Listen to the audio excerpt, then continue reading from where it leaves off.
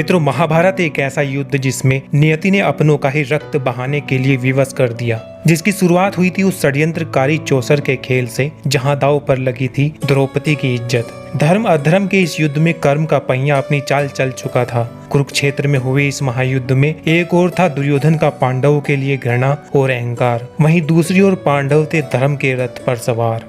परंतु इस महायुद्ध में दो ऐसे भी महारथी थे जो ना चाहते हुए भी रिश्तों के इस युद्ध में फंस चुके थे।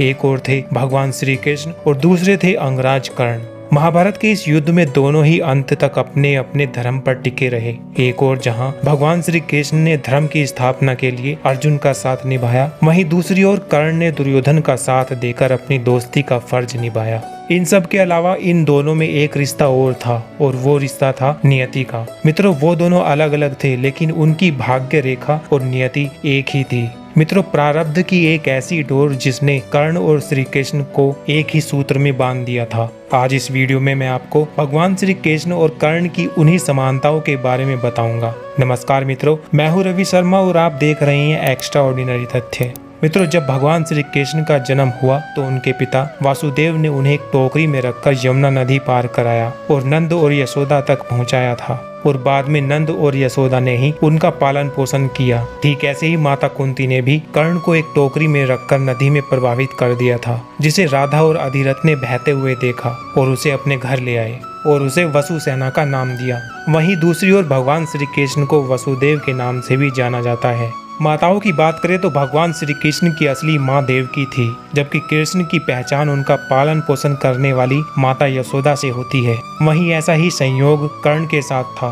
कर्ण की असली माता कुंती थी, लेकिन एक बार कर्ण ने श्री कृष्ण से कहा था कि वे कुंते नहीं राधे कहलाना पसंद करेंगे, क्योंकि उनका पालन पोषण करने वाली माता का नाम राधा था। इसलिए उन्हें आज भी राधे के नाम से जाना जाता है। श्री कृष्ण और कर्ण दोनों ने ही कभी भी अपने को प्रजा से बढ़कर नहीं देखा, इसलिए दोनों के मन में कभी भी राजा बनने का उद्देश्य रहा ही नहीं।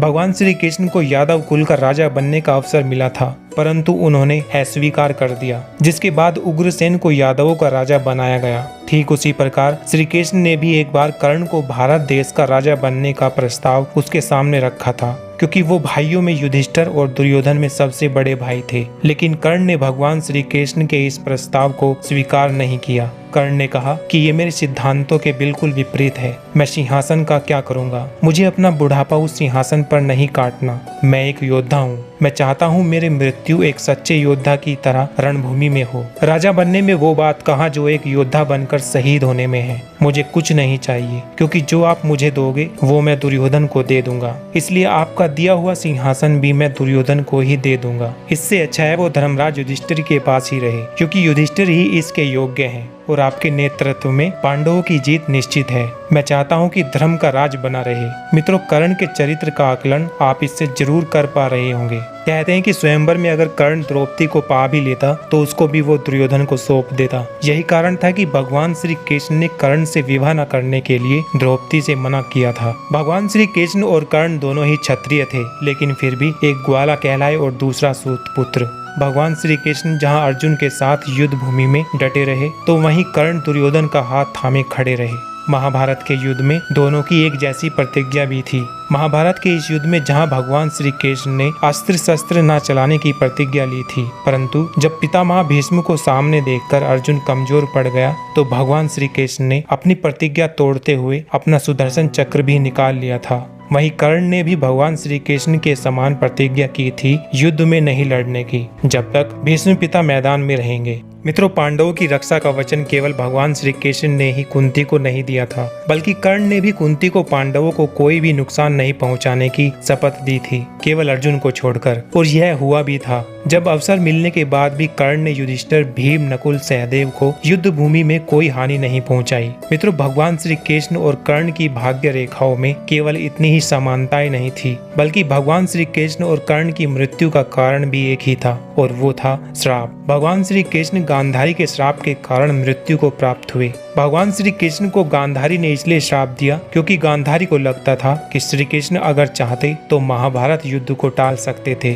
परंतु उन्होंने ऐसा नहीं किया। श्री कृष्ण के कारण ही उसके पुत्र मृत्यु को प्राप्त हुए और गांधारी के उसी श्राप के कारण आगे चलकर यादव वंश समाप्त हुआ और फिर भगवान श्री कृष्ण को भी अपना शरीर त्यागना पड़ा। वहीं कर्ण को उनके गुरु भगवान परशुराम जी ने इसलिए श्राप दिया था क्योंकि कर्ण ने झूठ बोलकर स्वयं को ब्राह्मण पुत्र बताया था और ब्रह्मास्त्र चलाने की दीक्षा प्राप्त की थी और उसी श्राप के कारण युद्ध भूमि में कर्ण ब्रह्मास्त्र चलाना भूल गए, जिसके कारण वो भी वीर गति को प्राप्त हुए। एक जैसी भाग्य रेखा से जुड़े भगवान श्री कृष्ण और कर्ण एक दूसरे का बहुत सम्मान करते थे। एक बार जब श्री कृष्ण ने कर्ण से पूछा कि तुम्हें कैसे पता कि महाभारत का युद्ध पांडव ही जीतेंगे, तब कर्ण ने उत्तर दिया कि कुरुक्षेत्र बलिदान भूमि है, जहां अर्जुन मुख्य पुजारी है और श्री हरि विष्णु यानी स्वयं आप उसके मार्गदर्शक हैं और बलिदान के रूप में स्वयं मैं, भीष्म पिता, दुर्योधन और द्रोणाचार्य हैं। मित्रों, कहा जाता है कि कर्ण भगवान श्री कृष्ण की लीला का सिर्फ एक पात्र था, जिसके माध्यम से वो संसार को दानवीर का असली मतलब समझाना चाहते थे और ये बताना चाहते थे कि दुर्भाग्य के बावजूद भी कोई मनुष्य किस तरह उदारता और सज्जनता को धारण कर सकता है, बिना भेदभाव के दूसरों की सेवा कर सकता है। भगवान श्री कृष्ण और कर्ण दोनों ने ही दूसरों के लिए अपना जीवन न्यौछावर कर दिया। उन्होंने अपने लिए कभी कुछ नहीं किया, परंतु फिर भी दोनों में एक बहुत बड़ा अंतर था। एक स्वयं भगवान थे और दूसरा एक महान इंसान। इसलिए भगवान श्री कृष्ण कर्ण को एक श्रेष्ठ पुरुष और एक सर्वश्रेष्ठ योद्धा मानते थे। मित्रों, आपको श्री कृष्ण और कर्ण के चरित्र की और कौन सी बात सबसे अच्छी लगती है, हमें कमेंट करके जरूर बताएं। वीडियो अच्छी लगी तो लाइक शेयर करें और ऐसी ही अन्य जानकारी के लिए आज ही इस चैनल को सब्सक्राइब करें। मिलते हैं आपसे अगली वीडियो में, तब तक के लिए खुश रहिए और मुस्कुराते रहिए। धन्यवाद।